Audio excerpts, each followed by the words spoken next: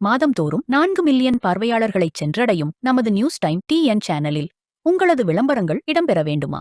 உடனே தொடர்பு கொள்ளுங்கள். 7630336167. உங்களது பிசினஸை அடுத்த கட்டத்திற்கு கொண்டு செல்ல எங்களுடன் இணையுங்கள். வணக்கம்.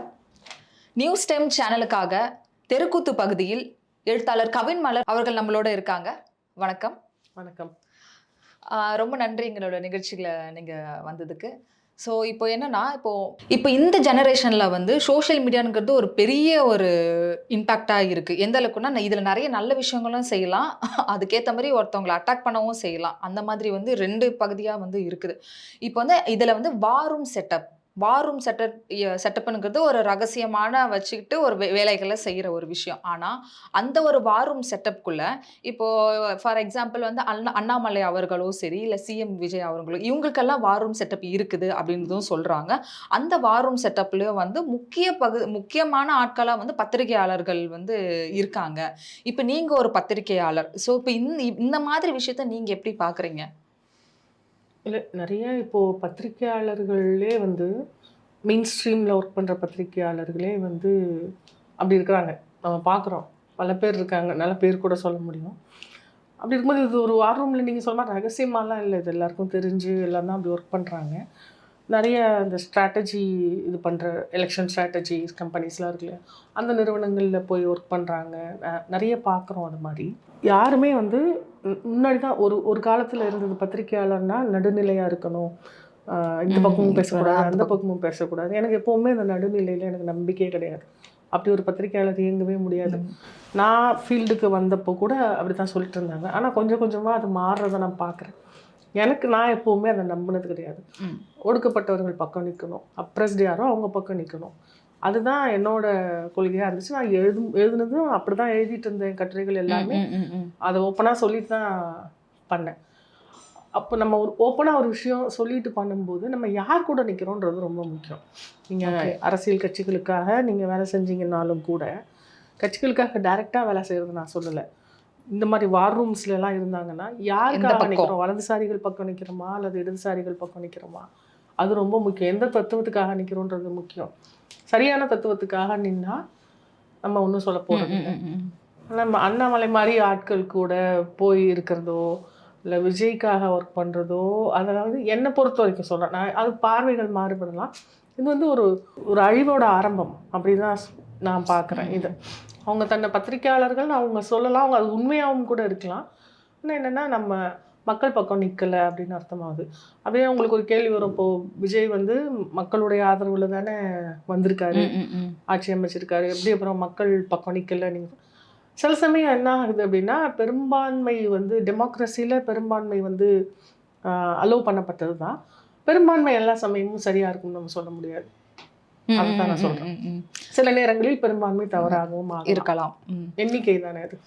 சிஎம் விஜயோட செயல்பாடு இப்ப தமிழ்நாட்டுல எந்த அளவுக்கு இருக்கு? அந்த மாற்றம் அவர் சொன்ன விஷயம் எந்த அளவுக்கு மாற்றத்தை ஏற்படுத்தி இருக்கு? மாற்றங்கள் வந்திருக்கா, வரலையா, இல்ல அதுக்கான வேலைகள் நடக்குதா? ஒரு மாசம் ஆச்சு. அவர் வந்து என்னைய அதுக்குள்ள விமர்சிக்கிறீங்கன்னு கேட்டே இருக்கிறாரு. திருச்சியில கூட கேட்டாரு. என்னன்னா அவர் சரி ஒரு புதுசாக ஒருத்தவங்க வந்திருக்காங்க, அவங்களுக்கு கொஞ்சம் டைம் கொடுக்கலான்னு நான் கூட தான் நினச்சேன். ஆனால் பதவி ஏற்ற அரை மணி நேரத்துலேயே அவர் விமர்சிக்க வேண்டி வந்துருச்சு. ஏன்னா வந்தே மாத்திரம் பிரச்சனை வந்த உடனே உங்கள் ஆட்சியில் ஒரு தப்பு நடக்கும்போது அதை எப்படி பேசாமல் இருப்பாங்க இல்லையா? பதவி ஏற்ற உடனே அதை வந்து சொல்லி ஆகணுமா அப்படிங்கன்னா, ஆமாம், அப்போ நடந்தால் அதை சொல்லி தானே ஆகணும். அவங்களோட திட்டங்கள், அவங்களோட தேர்தல் வாக்குறுதிகளை அவங்க நிறைவேற்றினாங்களா, இதெல்லாம் பார்க்கறதுக்கு அவங்களுக்கு டைம் எடுத்துக்கலாம். ஒரு 6 மாதமோ 1 வருஷமோ எடுத்துகிட்டு அதுக்கப்புறமா சொல்லலாம். ஆனால் ஆட்சிக்கு வந்த உடனே நான் பண்ணுவேன் அப்படின்னு ஒன்று சொல்கிறாரு இல்லையா?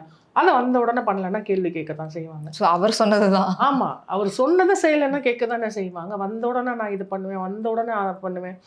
இப்போது சிங்கப்பெண் திட்டம் அறிவிச்சாங்க, இன்னும் தொடக்க விழா நடத்தலை இல்லையா? இப்படியே போயிட்டுருக்கு. அப்புறம் அந்த பெண்களுக்கான இதெல்லாம் வந்து ஃப்ரீ பஸ் பயணம் ஃப்ரீ, உடனே நான் வந்தோடனே எழுத்து போடுவேன்னு சொன்னார். அதுவும் நடக்கலை. அப்போ சொன்னதை செய்யலைன்னா கேட்பாங்கல்ல. நீங்கள் நான் 6 மாதம் கழிச்சு பண்ண போகிறேன், டைம் இன்டர்வல் இல்லாமல் அவர் ஏதாவது சொல்லியிருந்தாருன்னா அதுக்கு நம்ம டைம் கொடுக்க கேட்கலாம். அப்படி இல்லாமல் நான் பண்ணேன்னு சொல்லி பண்ணலைன்னா அதை கேட்க தானே செய்வாங்க, உடனே இருந்தாலும் கேட்பாங்க. அப்புறம் இந்த மாற்றம் அப்படின்னு நம்பி வாக்களித்தவர்கள் இருக்காங்க இல்லையா, உண்மையாலுமே மாற்றம் நம்பி வாக்களித்தவங்களுக்கு இப்போ கொஞ்சம் பயம் வந்துருச்சு. நம்ம தப்பு பண்ணிட்டோமோ அப்படின்ற ஒரு பயம் வந்திருக்கு. ஏன்னா வாக்களித்தவர்கள்ட்ட நம்ம நேராக பேசும்போது தெரியுது, அவங்க கட்சி ஆட்கள், அவங்க விஜயோட ரசிகர்கள், அவங்கள விட்டுருவோம். அது இல்லாமல் நிறைய பேர் பொதுமக்கள்லேருந்து வாக்களிச்சாங்க இல்லையா, ஒரு மாற்றத்துக்காக ஒரு மாற்றம் வேணும்னு, அவங்களுக்குலாம் வந்து ஐயோ நம்ம தப்பு பண்ணிட்டோமோ அப்படின்ற ஒரு பயமும் ஒரு இதுவும் தெரியுது. இப்போ அந்த அந்த வந்ததை நான் பார்க்குறேன், நிறைய பேர்ட்ட பேசுனதுல தெரியுது. அதே போல வந்து இப்போ எந்த கட்சியாக இருந்தாலுமே சரி, பாலியல் குற்றங்கள் வந்து நடந்துகிட்டு தான் இருக்குது. ஸோ இப்போ இந்த கரண்டா வந்து இப்போ நம்ம பார்த்தோன்னே டெய்லியே வந்து என்னென்னமோ நியூஸ் பார்த்துட்டு இருக்கோம். இதுக்கு வந்து என்ன சொல்யூஷன்? இதுக்கு வந்து அவங்க ஆக்ஷன் எடுக்கிறாங்களா இல்லையா? ஸோ பிரச்சனைகள் நடக்க தான் செய்யும். ஸோ இப்போ இருக்கிற கட்சி வந்து இதுக்கான என்ன ஒரு இப்போ வந்து வேலைகளை பார்த்துட்டு ஏற்கனவே நம்ம வராங்க? இது பேசியிருக்கோம். என்னன்னா எந்த கட்சி ஆட்சியில் இருந்தாலும் பாலியல் வன்முறைகள் நடக்கத்தான் செய்யும். இந்த கட்சி ஆட்சியில் இருக்கும்போதும் நடக்குது. ஆனால் அதுக்கு ரெஸ்பான்சிபிலிட்டி எடுத்துக்கிறாங்களான்றது ரொம்ப முக்கியம். அக்கௌண்டபிலிட்டி இருக்கணும். அது இருக்கிற மாதிரி தெரியல. அதை அட்ரஸே பண்ண மாட்டேங்கிறாங்க யாரும் அதை பற்றி. அதான் சொன்னேனே, இதுக்குன்னு தான் நான் சிங்கப்பெண் ஒன்று கொண்டு வருவேன்னு சொன்னார். அதே இன்னும் அவங்க தொடக்க விழாவே பண்ணலை அப்படிங்கும்போது, பட் அதை கம்பேரிட்டிவ்லி இதுதான் ரொம்ப முக்கியமானது இல்லையா? ஒரு உயிர் போகுது, ஒரு பெண் பாதிக்கப்படுது அப்படிங்கிறது. என்னன்னா அவங்க என்ன ப்ராமிஸ் பண்ணாங்களோ, அவங்க இதை வச்சு தான் ஆட்சிக்கே வந்தாங்க இல்லையா, இதை சொல்லி தான் ஆட்சிக்கே வந்தாங்க.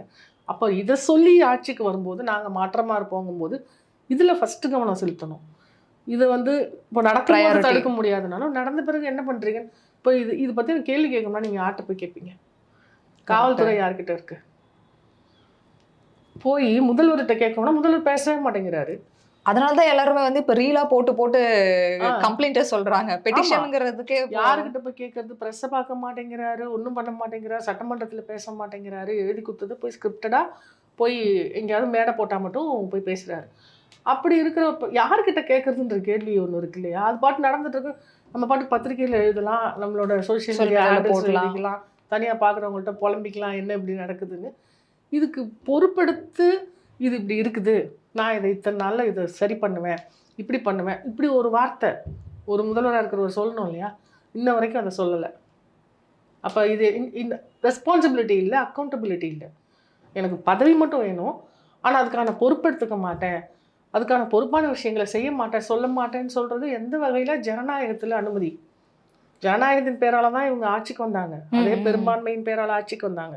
அப்போ ஜனநாயகத்துக்கு மதிப்பு கொடுக்கணும் இல்லையா, ஜனநாயகத்தில் மக்களோட கேள்விக்கு பதில் சொல்லணும் இல்லையா. மக்களோட கேள்வி தான் ப்ரெஸ் கேட்குறாங்க, நீங்கள் ப்ரெஸ்ஸை பார்க்க மாட்டேன்னு கூப்பிட்டு அதில் டெல்லியில் வந்து சார் இது லெகசி சார், அந்த லெகசியை வந்து அப்படின்னு சொல்கிறாரு அவர். அதை மீறி இவர் போயிட்டே இருக்காரு. அது ப்ரெஸ் அலட்சியப்படுத்துறாரு அவர். அது அவருக்கு இருக்கிற பயத்துலேருந்து அவர் அதை பண்ணுறாரு. ஆனால் அது ஒரு வகையில் அலட்சியம் தான். அந்த அலட்சியத்தை வந்து இப்போ வந்தால் தான் இப்போ ப்ரெஸ்காரங்கள்ட்ட போய் கேட்டோம்னா அவங்க என்ன சொல்லுவாங்க, ஸோ அவங்க பேசினா தானே நாங்கள் கேட்க முடியும் அப்படின்னு சொல்லுவாங்க. அப்போ தப்பு யார்கிட்ட இருக்கு? அவர்கிட்ட தான் இருக்கு. அவர் தான் அதை கரெக்ட் பண்ணணும். இப்போ அதே போல் தாவேகா, காங்கிரஸ் இவங்களோட கூட்டணி வந்து எந்த அளவுக்கு ஃப்யூச்சரில் செயல்படும், இல்லை செயல்படுமா படாதா? இல்லை, இவங்க வந்து காங்கிரஸை பொறுத்த வரைக்கும் அவங்க ஒரு பயங்கர தாவேகா மேலே ஒரு லவ்லேயே இருந்திருக்கிறாங்க. அது வந்து நமக்கு நல்லாவே தெரிஞ்சுது. எலெக்ஷனுக்கு முன்னாடியே அவங்களோட நடவடிக்கைகள் எல்லாமே தாவேகாவோட கூட்டணி போகிறதுக்கு ஒரு குரூப் வந்து பேசிக்கிட்டே இருக்கிறாங்க. ப. சிதம்பரம் மாதிரி, பீட்டர் அல்ஃபோன்ஸ் மாதிரி சீனியர்ஸ் தான் மல்லிகார்ஜுன்கிட்ட பேசி வந்து இவர்கிட்ட இங்கே கொண்டு வராங்க, ஸ்டாலின் கிட்ட. இப்போது ஒரு 2 குரூப்பாக தான் இருந்திருக்கு. எப்போவுமே பல குரூப் இருக்கும் காங்கிரஸில். இந்த விஷயத்தை பொறுத்த வரைக்கும் 2 குரூப். அது ரொம்ப ஆப்வியஸாக தெரிஞ்சுது. அதை மீறி ஒரு கட்டாயத்தின் பேரில் சோனியா காந்திலாம் சீனியர் சொல்கிறாங்கன்ற வகையில் தான் தேர்தல் கூட்டணி. அந்த தேர்தல் கூட்டணியில் நின்று ஓட்டு வாங்கிட்டு ஒரு ராஜ்யசபா சீட்டையும் வாங்கிட்டு மறுநாளே இந்த பக்கம் போகிறாங்க. எலெக்ஷன் முடிஞ்சோடனே இங்கேயும் ஒரு ராஜ்யசபா சீட்டு இப்போ வந்து இவருக்கு கொடுத்துட்டாங்க இல்லையா, பிரவீன் சக்கரவர்த்திக்கு. என்னென்னா இவங்களோடது வந்து இப்போ ஒரு தேனிலவு காலம் மாதிரி போயிட்டுருக்கு. அதனால் இப்போ ஒரு பிரச்சனையும் வராது இவங்க காங்கிரஸுக்கும் இவங்களுக்கும். ஏன்னா இவங்க விரும்பி போகிறாங்க, அவங்களும் விரும்பி கூப்பிடுறாங்க. இப்போதைக்கு அவங்களுக்குள்ள பிரச்சனை வர்றதுக்கு வாய்ப்பு இல்லைன்னு தான் எனக்கு தோணுது. மற்ற கூட்டணி கட்சிகளோட வேணா ஏதாச்சும் பிரச்சனைகள் வரதுக்கு வாய்ப்பு இருக்கு. இப்போதைக்கு இவங்களோட பிரச்சனை வர்றதுக்கு இப்போதைக்கு வாய்ப்பு இல்லை. இப்போ வந்து மக்கள் வந்து இப்போ தற்போதே இருக்கிற ஆட்சியில் வந்து என்ன எதிர்பார்க்குறாங்க? ஏற்கனவே இருந்துட்டு இருந்த நலத்திட்டங்கள், மாணவர்களுக்கானது, பெண்களுக்கானது இதெல்லாம் தொடரணுன்றது. ஈவன் விஜய் ஆதரிக்கிறவங்க கூட இது தொடரணும்னு நினைப்பாங்க. அது ஒன்று. இன்னொன்று ஒரு நிம்மதியான ஒரு வாழ்க்கை அதான் எல்லாருமே எதிர்பார்க்குறாங்க. டெய்லி பேப்பரை திறந்தா இந்த மாதிரி நியூஸு, ஒரே க்ரைம் நியூஸு, டிவியில் நியூஸ் பார்த்தா, ரீல்ஸ் பார்த்தா, எங்கே பார்த்தாலும் அதுதான். இப்போ பார்த்தேன் ஒரு 2 நாளைக்கு முன்னாடி ஒரு ஹஸ்பண்ட் வந்து ஒய்ஃபை வந்து வீடியோ போட்டு இது மாதிரி வந்துட்டே இருக்குதா. அப்புறம் அந்த சூலூரில் நடந்த விஷயங்கள், அப்புறம் ஒரு மூதாட்டி, இப்படி வேற வேற ஊர்களில் வேற வேற நாளுக்கு நாள் நடந்துகிட்டே இருக்கு. இப்போ என்னன்னா அதான் சொல்றேன், இப்போ தண்டனை பற்றின ஒரு பயமும் இல்லை சமூகம் பற்றின ஒரு பயமோ இதெல்லாம் இருந்தது அப்படின்னு சொன்னால் குற்றங்கள் குறையறதுக்கு வாய்ப்பு இருக்குது. இல்லை நம் அக்கௌண்டபிலிட்டி, நான் தான் சொல்கிறேன். இந்த அக்கௌண்டபிலிட்டி இப்போது எதிர்க்கட்சிகள் வந்து எப்படி வேணாலும் மக்களோ எதிர்க்கட்சியோ கேள்வி கேட்டே இருக்கலாம். ஏன் இப்படி நடக்குது, ஏன் ஒன்றும் பண்ண மாட்டேங்குது, அதுக்கு பதில் சொல்கிறதுக்கு ஆள் இல்லை. அதை ரெஸ்பான்சிபிளாக அதை எடுத்துக்கிட்டு ரெஸ்பாண்ட் பண்ணுறதுக்கு பண்ண மாட்டேங்கிறாங்க. அப்படின்னா பயம் போயிடும், துளுத்துரும். அதனால் இஷ்டத்துக்கு பண்ணுவாங்க தான். இதெல்லாம் குறையணும் முதல்ல. அது வந்து சட்டம் ஒழுங்கோட சம்மந்தப்பட்ட ஒரு விஷயமாகவும் இருக்குது. நாளைக்கு சட்டம் ஒழுங்குன்றது மாநிலத்தையே பாதிக்கக்கூடிய ஒன்று. நமக்கு நல்லா ஞாபகம் இருக்கும், இதெல்லாம் எப்போல்லாம் ஆட்சிகள் கலைக்கப்பட்டுச்சோ அதெல்லாம் சட்டம் ஒழுங்கின் பேரால் தான் கலைக்கப்பட்டிருக்கு. தமிழ்நாட்டில் சட்டம் ஒழுங்கு சரியில்லை அப்படின்னு சொல்லி தான். இப்போது அதுக்கு எவ்வளோ முக்கியத்துவம் கொடுக்கணும் அதுக்கு. அது ஆனால் இங்கே கொடுக்காம இருக்கிறாங்க. மற்ற விஷயங்கள்லாம் சும்மா ஒரு டிஃபன் பாக்ஸில் சாப்பாடு எடுத்துகிட்டு வந்து சாப்பிட்றாரு, கோட் ஷூட் போட்டுட்டு வித்தியாசமான முதல்வராக இருக்கிறாரு. அப்புறம் வந்து டிராஃபிக் இல்லாமல் கான்வே, அதெல்லாம் எப்போது வந்துடுச்சு இல்லையா. இப்போது ஜெயலலிதா பீரியடில் அவங்கள மக்கள் தண்டித்த பிறகு அவங்களே வந்து டிராஃபிக் வந்து பக்கத்தில் போயிட்டுருக்கோம், இவங்க ஒரு பக்கம் போவாங்க, அப்படி தொடங்கிடுச்சு முன்னாடியே. இப்படி மற்றவங்க பண்ணுற விஷயத்தெல்லாமே வந்து இவங்களோட விஷயங்களாக இவங்க வந்து போட்டே இருக்காங்க. இதெல்லாம் பார்க்கும்பொழுது இது என்ன இந்த ஸ்டிக்கர் கவர்மெண்ட்னு சொல்லுவோம் இல்லையா நம்ம, இது வந்து ஜெயலலிதா பீரியடில் தான் தொடங்குச்சு இந்த ஸ்டிக்கர்ன்ற வார்த்தை. Okay okay. அதே மாதிரி இவங்களும் பண்ணுறாங்க. மற்றவங்க பண்ண விஷயத்தை எடுத்துக்கிட்டு அவங்களுக்கான விஷயமா பண்ணிக்கிறாங்க. முக்கியமாக கரண்ட்டு. இது ஒரு கரண்ட்டுனால, மின்தடையினால ஆட்சி இழந்த கட்சிகள் இங்கே இருக்குது. ஓகே. அதெல்லாம் வந்து முன்னாடி ஹிஸ்ட்ரியை பார்த்தா தெரியும். இப்போ இன்னைக்கு இருக்கிற மின்தடைக்கு என்ன காரணம்னு கேட்டால் இஷ்டத்துக்கு திமுக தான் சொல்கிறாங்க. ஆமாம், திமுகவோட விசுவாசிகள் உள்ளேருந்து பண்ணுறாங்க அப்படின்னு. சரி, அது வந்து ஒரு வாதத்துக்கே ஒத்துக்கிட்டாலும் அப்போ கவர்மெண்ட் அவ்வளோ கையாளத்தனமாக இருக்குது. அது யாருன்னு கண்டுபிடிச்சி கேட்கறது இல்லையா, அவங்கள கேள்வி கேட்கறது இல்லையா. அப்போ கவர்மெண்ட் எதுக்கு இருக்குது? எல்லாத்துக்கும் திமுகன்னு நீங்கள் சொன்னீங்கன்னா அப்போ மோடி எப்படி எல்லாத்துக்கும் நேருவை சொல்கிறாரு, எல்லாத்துக்கும் காங்கிரஸ் கட்சி பண்ணது தான் காரணம்னு சொல்கிறாரோ அது போல தானே இவங்களும் சொல்கிறாங்க. இதெல்லாம் மக்களை ஒரு டைரெக்டாக பாதிக்கிற விஷயம். இந்த மின்தடையெல்லாம் வந்து எதுக்கு வீதிக்கு வராங்களோ இல்லையோ மக்கள் அதுக்கு வந்துடுறாங்க நைட்டில். கண்டிப்பாக இது ரொம்ப அடிப்படையான விஷயம். இந்த மாதிரியான பிரச்சனைகள் இல்லாமல் நிம்மதியான ஒரு வாழ்க்கை வேணும் அப்படின்றதான் மக்களுடைய எதிர்பார்ப்பாக இருக்கும். இந்த காக்ரோச் ஜனதா கட்சி இதை பற்றி சொல்கிறீங்களா? இது ரொம்ப பரவலாக பேசப்பட்டு வந்து சமூக வலைத்தளங்கள். ஆனால் என்னென்னா எப்பவுமே எனக்கு என்ன பொறுத்த வரைக்கும் திடீர்னு மக்கள் மத்தியில் பாப்புலர் ஆகி டக்குன்னு ஆதரவு பெற ஒரு விஷயத்தை பற்றி ஒரு டவுட் எனக்கு எப்பவுமே இருக்கும். எனக்கு அந்த டவுட் வந்து இது மேலேயும் இருக்குன்னு வச்சுக்கோங்க. முழு மனதாக வந்து இவங்களை எந்த அளவுக்கு ஆதரிக்கிறது அப்படின்ற ஒரு டவுட் இருக்குது. ஏன்னா இவங்களோட பின்புலம் மோடி எதிர்க்கிறாங்க ஓகே, ஆனால் ஆம் ஆத்மியில் இருந்தவங்க அப்படின்ற ஒரு பேச்சு இருக்கு இல்லையா. ஆம் ஆத்மி வந்து என்னவா இருந்ததுன்னு நமக்கு தெரியும். அண்ணா ஹசாரேயோட அந்த உண்ணாவிரதத்துக்கு பிறகு தோன்றின ஒரு கட்சி. அது ஒரு ஒரு ஒரு மென் சங்கி போக்கை கடைப்பிடிச்ச ஒரு கட்சியாக இருந்துச்சு. இவங்க அதில் இருந்தவங்கும்போது முழு மனசாக அவங்கள ஒத்துக்க முடியல. ஒரு பார்வையாளர் மாதிரி நான் இப்போ பார்க்குறேன் என்ன நடக்குது, ஓகே என்ன பண்ணுறாங்க அப்படின்னு பார்த்துட்ருக்கோம். பார்ப்போம், இப்போ தான் வந்திருக்கு. ஆனால் அவங்க ரொம்ப முழு மூச்சாக மக்கள் மத்தியில் போய், அதாவது அவங்க லைக்ஸ் வாங்கலாம், சோஷியல் மீடியாவில் நிறைய பேர் ஃபாலோ பண்ணலாம், அது வேறு. மக்கள்கிட்ட போய் நின்று ஓட்டு வாங்க முடியுமான்றதெல்லாம் பெரிய விஷயம், பெரிய டவுட் தான் அது. ஸோ அது பெருசாக அந்த அளவுக்கு, ஏன்னா அவங்களுக்கு வந்து இப்போது இப்போ நான் உதாரணமாக சொல்கிற மாதிரி த்ரூ ரத்தி இருக்கார் இல்லையா, அவர் வந்து போன எலெக்ஷனில் பயங்கரமான வேலை பார்த்தாரு, வெளிநாட்டில் தான் இருந்தார். அவரோட வீடியோஸ் வந்து அப்படி போச்சு, பிஜேபியோட அஸ்திவாரத்தை ஆட்டம் காண்ற அளவுக்கான வீடியோஸ். அவரும் வந்து ஒரு எலெக்ஷன் நின்னா ஒரு கட்சி ஆரம்பிச்சாருன்னா இங்கே மக்கள் ஓட்டு போடுவாங்களான்னு நமக்கு தெரியல. அதனால் அவங்க அரசியலில் இது ஒரு பெரிய சக்தியாக வருமானது எனக்கு டவுட்டாக இருக்குது. ஒருவேளை இப்போ சிஎம் விஜய் வந்து அந்த 6 மாசம் டைம் கேட்டிருக்காங்க அப்படின்னு சொல்லி தானே இப்போ எல்லாமே கொஞ்சம் டிலே ஆகுதுன்னு ஒரு சிலர் பேசுறாங்க. ஒருவேளை 6 மாசத்துக்கு மேல சான்சஸ் இருக்குமா? மாற்றத்த பார்க்கலாமா? அவரு சொன்ன மாதிரி. நானும் கண்ணு கட்டு வரையும் இப்படி ஏன்னா பார்க்குறேன். இப்ப எனக்கு ரீசன் வந்து அவங்களுக்கு டைம் தேவை. அது சில விஷயங்கள சரி பண்றதுக்கு. எனக்கு என்னன்னா முன் அனுபவம் இல்லாமல் இருக்கிறது பிரச்சனையே இல்லை. இப்போ எல்லாமே இப்போ அப்படி பார்த்தா ஃப்ரெஷர்ஸ்க்குலாம் வேலையே கிடைக்காதுன்னு சொல்லுவாங்க. முன் அனுபவம் இல்லாமல் கூட இருக்கட்டும், தொலைது போ, ஏதோ மக்கள் போட்டாங்க, நீங்கள் வந்துட்டீங்க. வந்துட்டீங்க. ஆனால் வந்த பிறகு கற்றுக்கிறதுக்கான ஆர்வம் இருக்கணும்ல, என்ன பண்ணணுன்றதுக்கான ஒரு 9 to 5 வந்து டிஃபன் பாக்ஸ் எடுத்துகிட்டு ஒருத்தர் வந்துடுறாரு, கோட்டைக்கு வந்துடுறாருன்றதுனாலேயே அவர் சின்சியரான ஒர்க்கர்னு நம்ம சொல்லிட முடியுமா? அது வந்து பாலிசிஸில் தெரியணும், கவர்மெண்ட்டோட பாலிசிஸில் தெரியும். முதல்ல கவர்மெண்ட்டோட பாலிசி என்னன்னு தெரியணும், அதுவே நமக்கு தெரியல. இவர் வந்து மும்மொழி கொள்கை என்ன ஆக போகுது, பிஎம் ஸ்ரீ திட்டம் வருமா வராதா, இப்படி நிறைய கேள்வி. மேகதாது அணை என்ன ஆச்சு, இதெல்லாம் பேசுகிறாங்க இல்லையா? அவங்க பேசுகிறாங்கல்ல, திமுக இருந்த வரைக்கும் எங்களுக்கு பிரச்சனை இல்லை, பிரச்சனையாக இருந்துச்சு, இப்போ எங்களுக்கு ஒன்றும் பிரச்சனை இல்லை, நாங்கள் பண்ணிடுவோம்னு சொல்கிறாங்க. அப்போ அந்த மாதிரியான ஒரு ஸ்டேட்மெண்ட் வந்து தமிழ்நாடு கவர்மெண்ட் இப்போ வீக்காக இருக்குன்ற மாதிரியான ஒரு சிக்னலை தானே கொடுக்குது. அப்போது இவங்க இன்னும் நாங்கள் தாவேக்கா ஆச்சு, தாவேக்கா இல்லை, நீங்கள் தமிழ்நாடு கவர்மெண்ட்டாக மாறிட்டீங்க, மொத்த தமிழ்நாடு மக்களுக்கும் நீங்கள் தான் இன்னைக்கு வந்து ரூல் பண்ணுறீங்க. அப்போ அவங்களோட கேள்விகளை நீங்கள் எதிர்கொள்ளணும், அவங்களுக்கான விஷயங்களை செய்யணும். இன்றைக்கி வந்து தமிழ்நாட்டை காக்கிறதுக்கு அரணாக இருந்த நிறைய விஷயங்கள் இருக்குது. அதெல்லாம் நீங்கள் என்ன பண்ண போகிறீங்கன்றதுக்கான இன்னும் பாலிசியே நமக்கு தெரியல.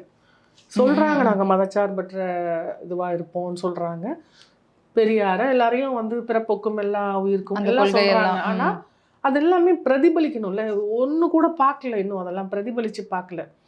அப்போது நமக்கு பார்க்க முடியும்.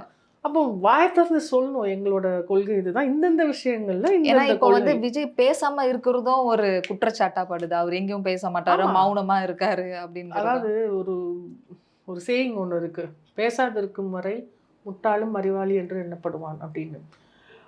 இந்த சேயிங்கை நான் எக்ஸாம்பிளாக சொல்கிறேன். நீங்கள் வாயை திறந்து பேசிட்டீங்கனாலே உங்களுக்கு என்ன தெரியும் தெரியாதுன்றது தெரிஞ்சு போயிடும். அது வந்து சில பேருக்கு வந்து அதனால தான் பேசாமே இருக்கிறாங்க. மோடி ஏன் ப்ரெஸ் மீட் கொடுக்க மாட்டேங்கிறாரு? அவர் வந்து ஒரு ஸ்கிரிப்டட் இன்டர்வியூ கொடுப்பாரு, எல்லாரையும் செட்டப் பண்ணி ஒரு இன்டர்வியூ, அப்படி கூட அவர் கொடுக்க மாட்டேங்கிறாரு. அதையாவது ஒன்று கொடுக்கலாம்.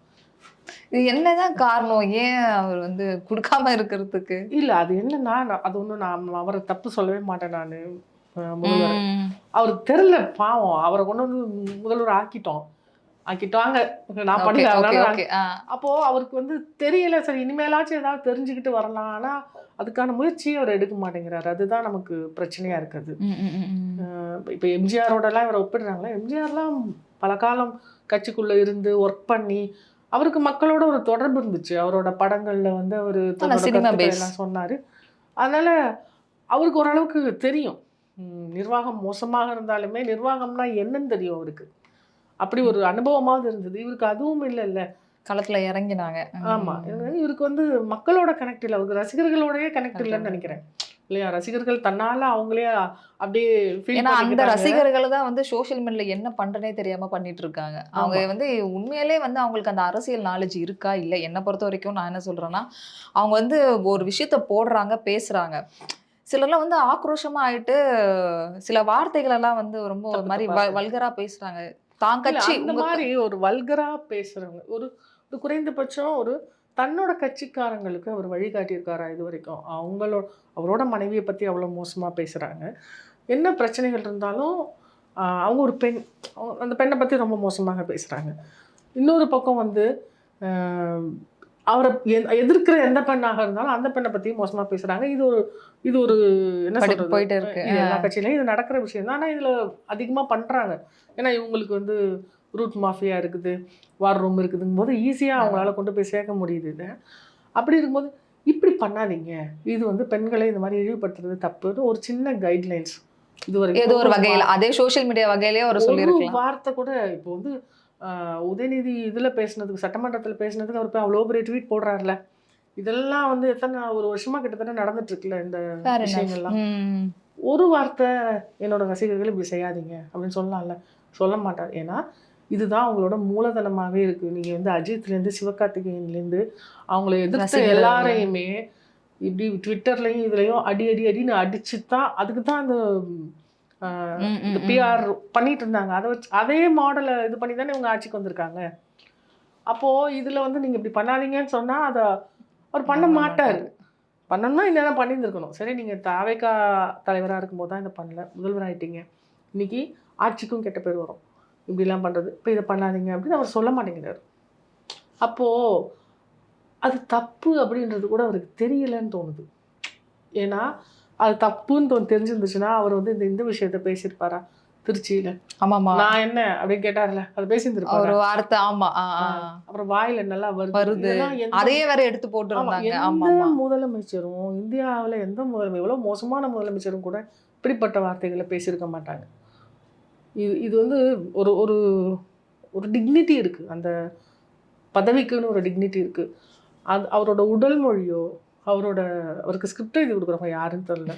அவங்கக்கிட்ட வந்து நம்ம கையெடுத்து கும்பிட்டு கேட்டுக்கலாம். ஏன் நீங்கள் தலைவராக இருந்த போக்கு தாவேகா தலைவராக இருந்தப்போ என்ன வேணால் பேசிக்கிங்க, அதுவே ரொம்ப அசிங்கமாக தான் இருந்தது.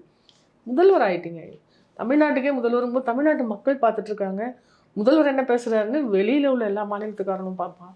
அப்படி இருக்கும்போது இப்படி நீங்கள் ஸ்கிரிப்ட் எழுதி கொடுக்குறதும் இப்படி அதை வந்து அவர் எக்ஸிக்யூட் பண்ணுறதும் ஏதோ சினிமா மாதிரி ரொம்ப கேவலமாக இருக்குது. இந்த புரிதல் இருந்தால் அவர் அதை பண்ணியிருக்க மாட்டார்ல திருச்சியில். அவருக்கு அது தெரியலன்னு நினைக்கிறேன். ஏன்னா அவருக்கு வந்து பெரிய வாசிப்பு இருக்கிற மாதிரி தெரியல, அவர் பெரிய புரிதல் இருக்கிற மாதிரி தெரியல எதை பற்றியும். அப்போ இதெல்லாம் இருந்தால் தான் இந்த விஷயங்கள் செய்யக்கூடாது, பெண்கள் மீதான இந்த மாதிரியான வார்த்தைகளை பிரயோகிக்கக்கூடாது, இப்படி பண்ணக்கூடாது, திருநங்கைகளை இப்படி பேசக்கூடாது, மாற்றுத்திறனாளிகளை இப்படி பேசக்கூடாது, இதெல்லாம் வந்து அவருக்கே இதெல்லாம் தெரியுமான்றது டவுட்டாக இருக்குது. அதனால தான் அவங்க அமைச்சர்கள்லாம் ஊனமுற்றோன்னு சொல்லிட்டு இருக்கிறாங்க. இன்னும் மாற்றுத்திறனாளிகள் வார்த்தை இருக்கும்போது இல்லையா, அமைச்சர்கள் பண்ணுறது அதுக்கு மேலே நோ கமெண்ட்ஸ், இதை சாயங்காலம் பேசுவோம், இப்போ பாலிடிக்ஸ் அப்புறம் பேசுவோம், இதை நம்ம அப்புறம் பேசுவோமே, இதுதான் எல்லாரோட பதிலாகவும் இருக்குது. எனக்கு அப்படியே ஜெயலலிதா ஆட்சியில் வந்து நீங்கள் எதை போய் கேட்டிங்கன்னாலும் என்ன சொல்லுவாங்க அப்படின்னா, அம்மா பார்த்துப்பாங்க, எதாக இருந்தாலும் அம்மா சொல்கிறது தான், அம்மாவோட முடிவு இறுதி முடிவு, இப்படி தான் எல்லா மினிஸ்டரும் பேசுவாங்க. இதுக்கு தவிர ஒரு வார்த்தை பேச மாட்டாங்க. இவங்க வந்து எல்லாத்தையும் தலைவர் பார்த்துப்பாரு அப்படின்ற வார்த்தையை ஃபஸ்ட்டு வெங்கட்ரமணன் அவர் சொன்னார். அதுக்கு பிறகு இவங்க அதே வேறு வார்த்தைகள்லாம் நோ கமெண்ட்ஸ், எனக்கு தெரியாது என்னைய விட்டுருங்க, அதுதான் இவங்களோட இதுவாக இருக்குது. ஏன்னா இந்த மினிஸ்ட்ரியே ரெண்டாக இருக்குது. ஒன்று வந்து ஆதவ அர்ஜுனா, நிர்மல்குமார், இந்த மாதிரி விஷயம் தெரிஞ்சவங்க, ஆனால் வன்மமானவர்கள் அவங்க, அப்படி ஒரு குரூப்பு. இந்த பக்கம் வந்து ஒன்றுமே தெரியல, அப்படி ஒரு குரூப்பு. விஷயவாதிகள், நிர்வாகம்னா என்னன்னு தெரிஞ்சவங்க யாருமே கிடையாதுங்க. ஒட்டுமொத்த தாவேகாலையும் யாரும் நிர்வாகத்தை பற்றி தெரிஞ்சவங்க யாருமே இல்லைன்னா அவங்களே எதிர்பார்க்காம தான் ஆட்சிக்கு வந்திருக்காங்க. அப்போது நிர்வாகமும் ரன் ஆக மாட்டேங்குது, இந்த பக்கம் அரசியல்லையும் தப்பாக பண்ணுறாங்க, அப்படிதான் ஓடிட்டு இருக்குது. ரொம்ப தெளிவான விளக்கம் கொடுத்தீங்க. கண்டிப்பாக இது மக்களுக்கு போய் சேரும்னு நினைக்கிறேன். நன்றி, வணக்கம். நன்றி.